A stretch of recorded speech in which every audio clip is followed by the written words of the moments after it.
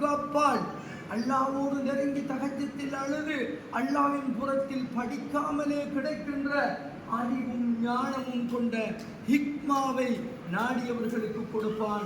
யாருக்கு இந்த ஞானம் கொடுக்கப்பட்டதோ வமையுத்தல் ஹிக்மத, இந்த ஞானம் கொடுக்கப்பட்டவர்களுக்கு மட்டும்தான் ஃபகது ஊத்திய ஹைரன் கதீரன், அளப்பரிய நன்மையை அல்லாஹ் சொரிந்து விட்டான்.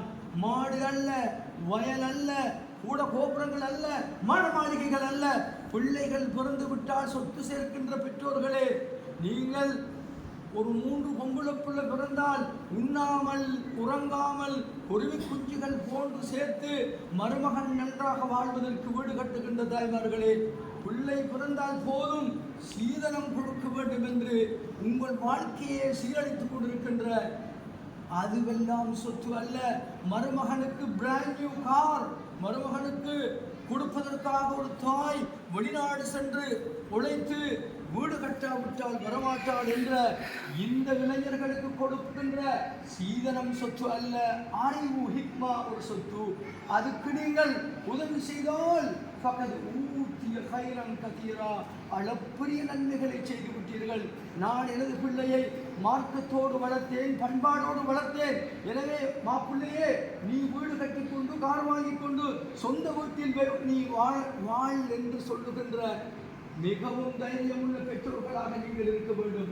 நான் எனது குழந்தையை மார்க்கம், அல்லாஹ்வுடைய மார்க்கத்தை, நபி அவர்கள் போதனையை கற்றுக் கொடுத்திருக்கிறேன், இதைவிட என்ன சீதனம் என்று கேட்கின்ற இந்த யுவதிகளும் பெற்றோர்களும் இன்றிலிருந்து பேசங்கற்பம் பூண வேண்டும் என்று சொல்வதோடு, முகத்தில் பரு விழுந்தால் அதற்கு வைத்தியம் கொண்டு செல்வார்கள், உள்ளத்தில் புழு விழுந்தால் எந்த வைத்தியம் கொண்டு செல்வதில்லை.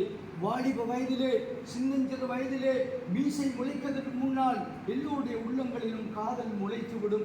எல்லா யுவதிகளும் அவர்கள் வாலிப வயதை அடைந்தவுடன் வாலிபம் என்றால் என்ன, அது என்ன செய்யும் என்று தெரியாமலே, மனதை கட்டுப்படுத்தாமல், மனதை பறிகொடுத்து, உள்ளத்தில் புழுக்களை சுமந்து அந்த புழுக்களுக்கு வைத்தியம் தேடாமல், வெறுமனே முகத்தில் ஒரு புழு, ஒரு பரு வந்து விட்டதென்றால் வைத்தியரிடம் லட்சோபலட்சம் செலவழித்து முகத்தை அழகுபடுத்துகின்ற பெற்றோர்களே, அதை விட உள்ளத்தை அழகுபடுத்துகின்ற அல் ஜசீரா, சுமையா போன்ற அரபு கல்லூரிகள் உங்களுடைய பிள்ளைகளுடைய ஆன்மாவை சுத்திகரித்து அழுக்குகளை கழுவி உங்கள் பிள்ளைகளை மாணிக்கங்களாக தருவதற்கு அல் ஜசீராவுடைய பணிப்பாளர், அதனுடைய உலமா, அதனுடைய உஸ்தாதுமார்கள், நிர்வாக உறுப்பினர்கள் எல்லாம் முயற்சி செய்கின்ற இந்த மகத்தான பணிக்கு நீங்கள் எல்லோரும் உறுதியான முடிவு வைக்க வேண்டும்.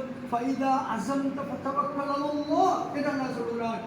என் பிள்ளையை நான் குறிப்பிட்ட 6 வருடம் 7 வருடம் இந்த மதரசாவில் முடித்து விட்டுத்தான் திருமணம் முடித்து கொடுப்பேன், இடையில் உடைத்து திருமணம் முடித்து கொடுக்க மாட்டேன் என்று இன்று திடசங்கற்பம் பூண்டால் இந்த பெற்றோர்களின் கனவு நனவாகும். இல்லை, ஓரிரு வருடங்கள் இந்த பிள்ளையை வீட்டில் வைத்து கொள்ள முடியாது, எனவே ஒதுங்கும் இடம் தேவை என்று யாராவது அந்த எண்ணத்தோடு கொண்டு வந்து 2-3 வருடங்கள் படிக்க வைத்துவிட்டு இடையில் உடைக்கின்ற வேலையை செய்தால் அல்லாஹ் உங்களுடைய ஆசையை நிறைவேற்றுவான், பிள்ளையுடைய எதிர்காலத்தை சீரழிக்கிறீர்கள் என்று கூறிக்கொண்டு தொட்ட பயணத்தை நீங்கள் முடிக்க வேண்டும். பிள்ளைகள், யுவதிகளை இறுதியாக ஒரு வார்த்தையை சொல்லி முடிக்கிறேன்.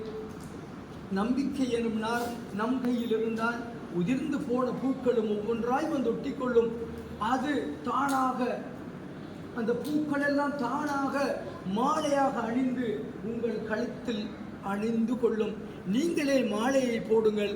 தேவையான ஒன்று நம்பிக்கை. நம்பிக்கை இழக்காமல் இந்த பணியில் இருப்பேன் என்ற உறுதியான திடசங்கற்பத்தோடு இன்றைய பயணத்தை தூய்மையாக்கிக் கொண்டால் உங்களுக்கு கழுத்திலே மாலைகள், மரியாதைகள், பெற்றோருக்கு என் பிள்ளை சாலிகான பிள்ளை, என் பிள்ளை குர்ஆனையும் இஸ்லாமிய அறிவையும் நபி அவர்களின் வாழ்க்கையையும் சுமந்து வருகிறது, இந்த எனது ஊரை மணக்க வைக்கப் போகிறது, என் பிள்ளை நடக்குமிடம், என் பிள்ளை இருக்குமிடம், என் பிள்ளை செல்லுமிடமெல்லாம் நன்மைகள் பூத்து குலுங்கும் நல்ல யுவதிகளை உருவாக்குகின்ற பணியிலே பெற்றோரின் பங்களிப்பு முக்கியம். உஸ்தாத்மார்கள் தயாராக இருக்கிறார்கள். பணிப்பாளர் தன்னுடைய வேலைகள் எல்லாம் விட்டுவிட்டு பல்கலைக்கழகத்தின் பொறுப்புகளையும் விட்டுவிட்டு தன்னுடைய உலமா சபை தலைவராக இருக்கின்ற பணிகளை எல்லாம் செய்து கொண்டு ஜசீராவை கனவு கண்டு கொண்டிருக்கிறார். எனவே நீங்கள் கனவு காணுங்கள், சாலிகான பெண்மணிகளை உருவாக்கி சீதனம் கொடுப்பதற்கு பதிலாக அறிவுக்கு செலவழிக்கப் போகிறேன் என்று இந்த மதரசாவுக்கும் உங்களுடைய பங்களிப்பை செய்து சதகாவை கொடுத்து இதையும் வளர்த்து உங்கள் பிள்ளைகளையும் வளர்த்து எல்லோரும் சிறப்பாக இருக்க அல்லாஹ் தஆலா தௌஃபீக் செய்வானாக என்று கேட்டு முடிக்கின்றேன். வஆஹிரு தஅவானா அல்ஹம்துலில்லாஹி ரப்பில் ஆலமீன். வஸ்ஸலாமு அலைக்கும் வரஹ்மத்துல்லாஹி வபரகாத்துஹு.